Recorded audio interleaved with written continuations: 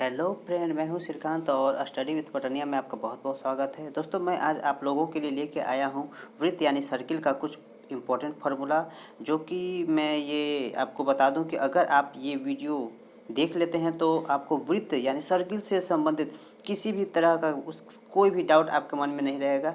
तो मैं आज इस वीडियो में कुछ थ्योरम से भी बताने वाला हूँ जो आपके लिए बहुत बहुत इंपॉर्टेंट है। तो चलिए, आप देर ना करते वीडियो को शुरू करता हूँ। जैसा कि दोस्तों मैंने यहाँ पे लिखा है कि वृत्त का कोण होता है, जो पहले मैं वीडियो को एडिटेबल मोड में ओपन कर लेता हूँ। तो देखिए यहाँ पे लिखा है कि वृत्त का कोण जो है 360 डिग्री का होता है। मतलब अगर मैं इस पूरे वृत्त की बात करूँ तो ये 360 डिग्री का होता है। अब यहाँ देखिए, अगर इस वृत्त को मैं आधे से डिवाइड कर दूँ तो इसे अर्धवृत्त कहा जाता है। इसे 180 जो 180 डिग्री का होता है। तो यहाँ मैंने लिखा है कि अर्धवृत्त का कोण 180 डिग्री का होता है। अब मैं वृत्त की परिधि की बात करूँ, दोस्तों वृत्त की परिधि का मतलब होता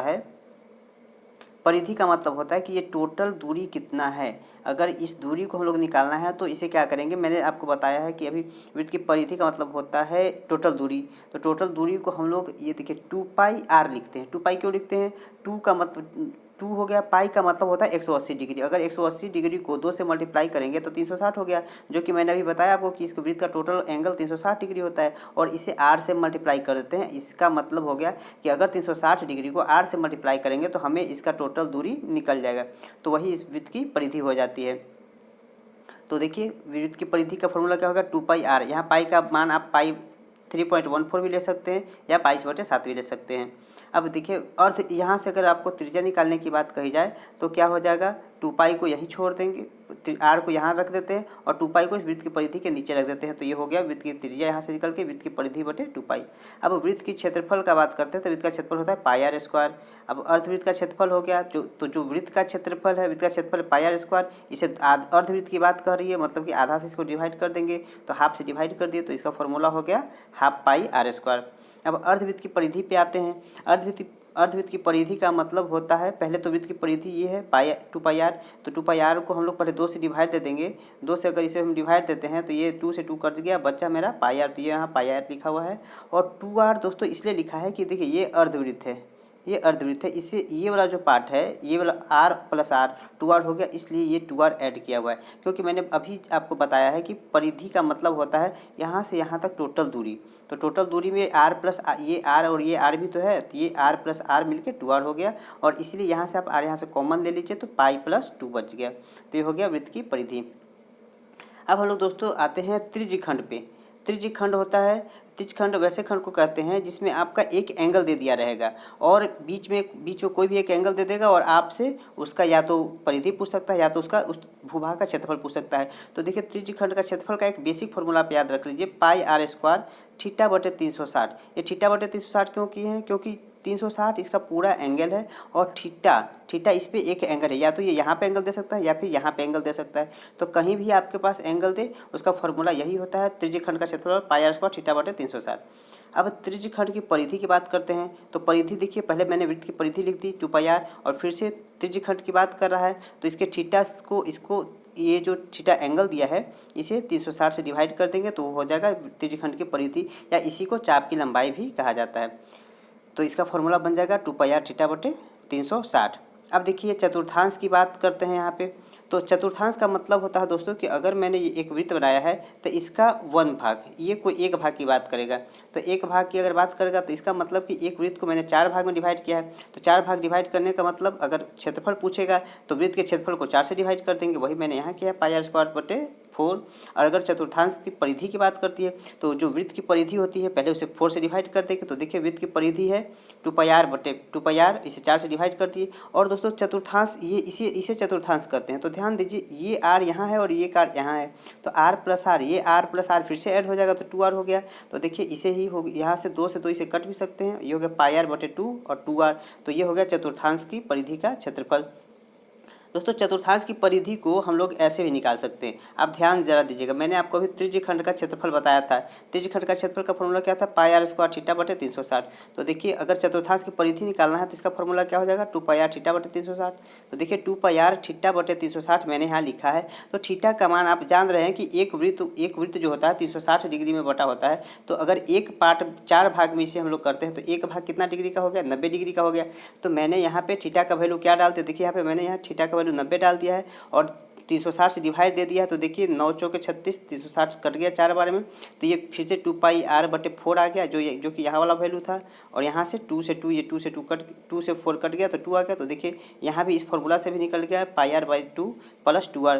तो यहाँ से भी हम लोग चतुर्थांश का फॉर्मूला निकाल सकते हैं। देखिए दोस्तों आप चीज़ों को रटिए मत, इसे समझना सीखिए कि मैं कैसे ये चीज़ निकाल रहा हूँ। इससे आपको क्या होगी कि चीज़ें याद रहेंगी और अगर समझ के कोई भी चीज़ पढ़ा जाता है तो वो बहुत दिन तक चलता है। अब देखिए दोस्तों ये हो गया चतुर्थांश की परिधि की बात। अब मैं आपको कुछ स्पर्श बिंदु के बारे में बताऊंगा जो कि बहुत ही कॉमन चीज़ है और बच्चे इस पे फंसते हैं। तो वो डाउट आज मैं आपका क्लियर कर देता हूँ। देखिए आपका हर एक, या तो रेलवे का एग्जाम हो, एसएससी का एग्जाम हो, या फिर किसी टाइप का एग्जाम हो जिसमें मैथ पूछा जा रहा है और एक ऑब्जेक्टिव टाइप का अगर मैथ आता है तो वहाँ पे इन 3 पॉइंट से एक नया क्वेश्चन बन जाता है। तो देखिए इसमें पहला क्वेश्चन है कि स्पर्श रेखा की संख्या पूछा जाता है कि अगर एक मैंने वृत्त बना दिया तो इस पर कितने स्पर्श रेखा होगा, ऐसे ऐसे इस तरह का एक बिंदु दे देगा और उसे स्पर्श रेखा पूछेगा। तो देखिए इसमें जब बिंदु वृत्त के अंदर हो, मान लीजिए कि एक मेरा वृत्त है और बिंदु मैंने यहाँ बनाया, तो या इससे वृत्त के परिधि पे कोई स्पर्श रेखा हो रही है क्या, नहीं हो रही है। देखिए ये अंदर की ओर हो रही है। तो इसलिए अगर बिंदु जो है वृत्त के अंदर हो, मान लीजिए ये वृत्त है और इसके अंदर बिंदु बनाए हैं, तो एक भी स्पर्श रेखा की संख्या नहीं बनेगी। इसलिए वृत्त के अंदर जो बिंदु हो तो स्पर्श रेखा की संख्या 0 हो जाएगी। अगर जब वृत्त पर हो, अगर बिंदु की बात करें, अगर ये मान लीजिए कि ये मेरा वृत्त है और यहाँ पे मैंने एक बिंदु, यहाँ पे एक सटा के मैंने बिंदु बना दिया, तो देखिए ये वाला लाइन है, ये लाइन ये मेरा बन जाएगा स्पर्श रेखा। तो अगर बिंदु जब वृत्त पे हो तो स्पर्श रेखा की संख्या 1 हो जाएगी। और जब वृत्त के बाहर हो, मान लीजिए कि ये मेरा वृत्त है और बिंदु यहाँ है, तो यहाँ से कैसे आ जाएगा, कैसे आ जाएगा, तो स्पर्श रेखा की संख्या कितनी हो गई, 2 हो गई। तो दोस्तों आई होप कि ये वीडियो आपको पसंद आ रहा होगा। चलिए अब वीडियो का दूसरा पार्ट शुरू करते हैं, जो कि मुझे इसे बैक करना पड़ेगा। तो एक बार मैं इसे बैक कर लूँ। दोस्तों आप यहाँ देखेंगे कि आपको जब मैथमेटिक्स सॉल्व करने जाते होंगे, ज्योमेट्री सॉल्व करने जाते होंगे, तो आप इस तरह के क्वेश्चन में बहुत फंसते होंगे। आप जब फिगर बनाने जाते हैं तो आपसे इस तरह का फिगर दिया जाता है, या फिर आप जो प्रॉब्लम्स दिए जाते हैं आपसे इस तरह का फिगर बनता है और आपसे यहाँ से ये दूरी पूछा जाता है। एक्स वाई की, कभी ए बी की दूरी पूछ ली जाती है, या फिर सी डी की दूरी पूछ ली जाएगी, या फिर यहाँ से ये ट्रांसवर्स, जो ये वाला जो है ट्रांसवर्स वाले में ए बी या सी डी की दूरी पूछी जाएगी। तो देखिए ये इसे ट्रांसवर्स बोलते हैं। ये ट्रांसवर्स एंगल, ट्रांसवर्स का डिस्टेंस पूछेगा और ये वो सिंपल डिस्टेंस पूछेगा आपसे। तो ट्रांसवर्स वाले और सिंपल वाले का दोनों का ये बेसिक फॉर्मूला याद रख लीजिए कि अगर ये सिंपल वाला आपसे पूछेगा तो इसमें यहाँ से यहाँ तक का दूरी को स्क्वायर करके माइनस कर देना है, और ये जो दूरी है R1 और R2 को इसे माइनस करके स्क्वायर करना है, और सब टोटल अंडर रूट में रहेगा, ये इसका दूरी निकल जाएगा। और यहाँ अगर ट्रांसवर्स में आपसे पूछेगा तो अगर यहाँ से ए बी या सी डी की दूरी पूछेगी, दोनों तो इक्वल ही होगा। तो देखिए यहाँ से इसको क्या कर लेंगे, ये एक्स और वाई, ये जो एक्स वाई है इसे हम लोग स्क्वायर कर लेंगे और इसमें से माइनस कर देंगे ये जो R1 है और ये R2 है, इसका एंगल को ऐड करके ये हो जाएगा हमारा इसका डिस्टेंस ए बी या फिर सी डी का डिस्टेंस।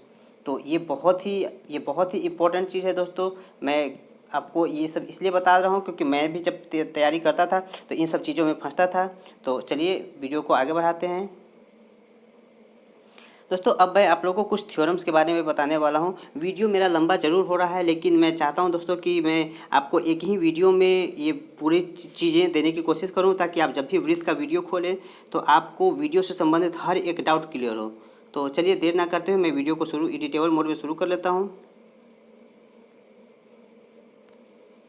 देखिए दोस्तों यहाँ पे लिखा गया कि केंद्र से वृत्त के स्पर्श रेखा के स्पर्श बिंदु को मिलाने वाली रेखाएं स्पर्श रेखा पर लंब होती है। ये केंद्र है और यहाँ से ये दोनों, ये रेखा और ये रेखा स्पर्श बिंदु है। तो अगर इस स्पर्श बिंदु को ये जो रेखाएं मिला रही है, यहाँ पे ये लंब होगी।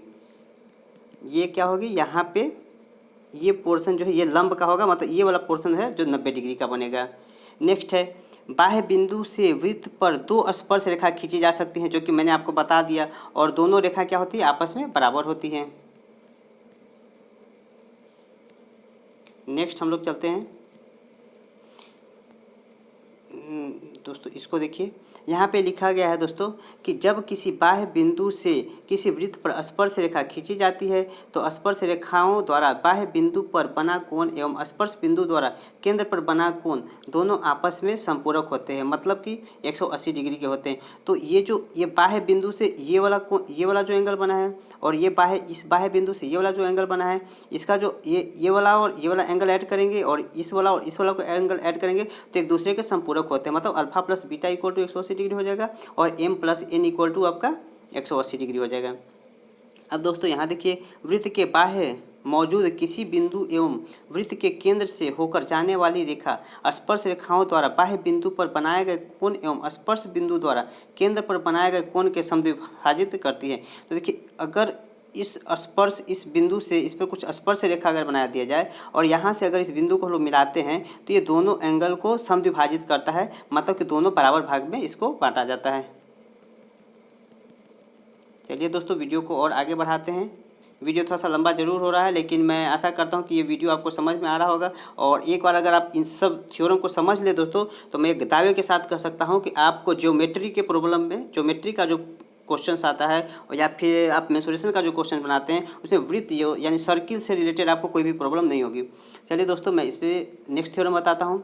यहाँ लिखा है कि त्रिज्या के बराबर जीवा द्वारा केंद्र पर बनाए गए कोण का मान 60 डिग्री होता है। मतलब कि अगर मान लीजिए कि एक वृत्त है और ये एक मेरा जीवा है और यहाँ एक मेरा ये सेंटर है मेरा, तो अगर ये जीवा जो है इस अगर त्रिज्या के बराबर है, ये जीवा अगर इस त्रिज्या के बराबर है तो जो केंद्र पर जो कोण बनेगा वो 60 डिग्री का होगा। और अगर एंगल 60 डिग्री बनता तो आप खुद समझ जाते हैं कि ये एक समबाहु त्रिभुज बनेगा। नेक्स्ट है, अर्धव्यास द्वारा अर्धवृत्त खंड में बना कोण समकोण होता है। देखिए दोस्तों, अगर मान लीजिए कि मैंने एक वृत्त बनाया और ये अर्धव्यास यहाँ पे बना है, ये अर्धव्यास बना है। अब ये अर्धव्यास से कहीं भी हम अगर एंगल बनाते हैं, कहीं भी एंगल, कोई भी एंगल बनाते हैं, कोई भी, ये सारा एंगल हमारा 90 डिग्री का होगा। ये बहुत ही इंपॉर्टेंट थ्योरम है दोस्तों, और इसे एकदम अपने दिमाग में रखिएगा।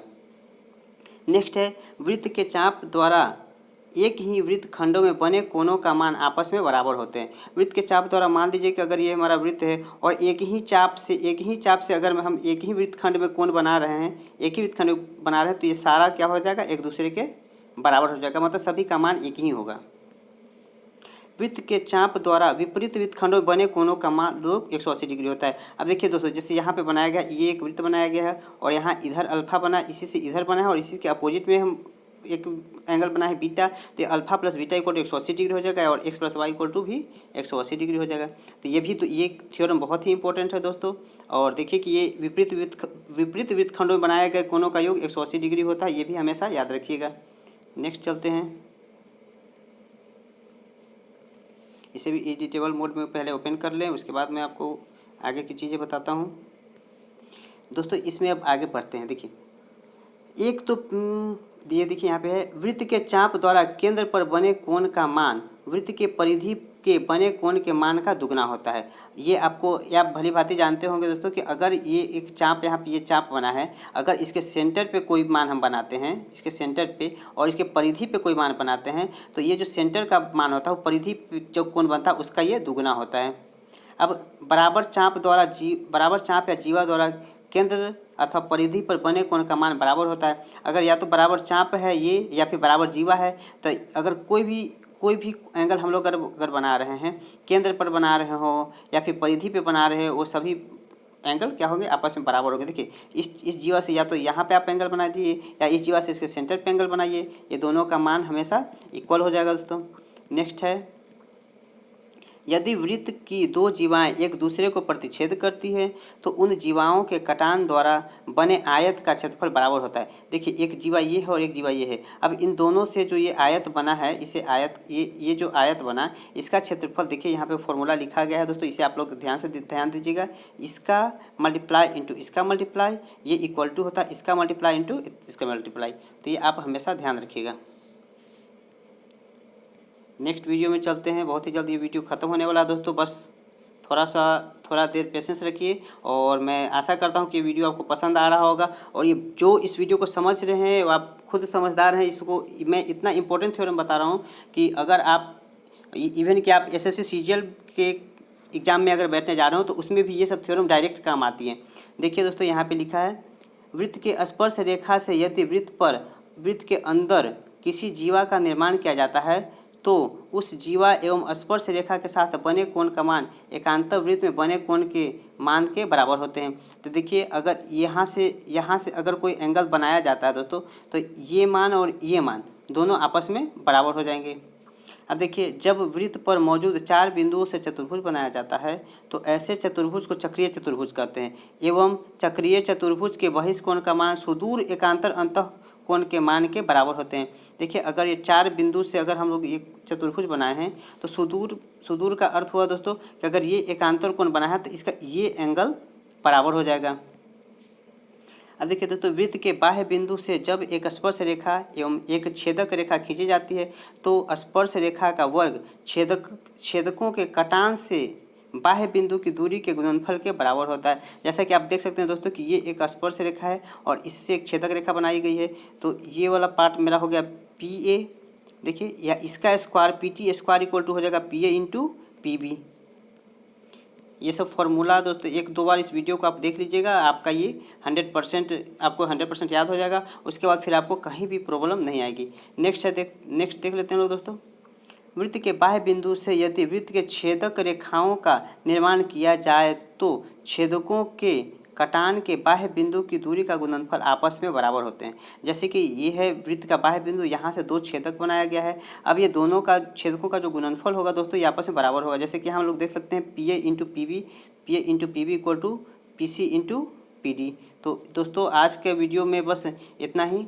मैं आशा करता हूँ कि ये वीडियो आपको पसंद आया होगा। और अगर वीडियो पसंद आया हो तो वीडियो को लाइक कीजिए, चैनल को सब्सक्राइब कीजिए। और ये मैं दावे के साथ कहता हूं दोस्तों कि अगर आप ये वीडियो पूरा देख चुके होंगे तो आपको वृत्त के बारे में एक बेटर कॉन्सेप्ट मिला होगा। और आप आगे अगर मैथमेटिक्स सॉल्व करने जाते हैं, हालांकि मैं आने वाले दिनों में खुद ही मैथ सॉल्व करवाऊंगा इससे संबंधित प्रॉब्लम, तो अगर आप इसे सॉल्व करते हैं तो आप मैथमेटिक्स सॉल्व करने जाते हैं तो आपको कहीं भी कोई परेशानी नहीं आएगी। और अगर इस वीडियो को 2-3 बार आप देख लें तो मैं 100% ये कह रहा हूँ कि आप अच्छे से वृत्त के संबंधित प्रॉब्लम्स को सॉल्व कर पाएंगे।